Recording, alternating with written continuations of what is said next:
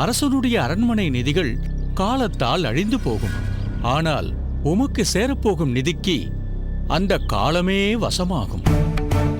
அப்படிப்பட்ட பொக்கிஷத்தை அடைய தடையாக இருந்த பல புற விஷயங்களை உன்னிடமிருந்து விலக்கி பரமான நிலையை நோக்கி உன்னை அழைத்து வர நினைத்த நான் நேர்மாறான பாதைக்கு உன்னை அழைத்துச் செல்வேனா? அது போகட்டும், என்னவெல்லாம் கூறி உன்னை நான் அழைத்து வந்தேன்? பொக்கிஷத்தை அடைய குதிரை சேனை பரிவாரங்களுடன் நான் புறப்பட்டேன். ஆனால் தாங்களோ நீ தனி ஒருவனாக வந்தால்தான் காண்பிக்க முடியும் என்று கூறினீர்கள்.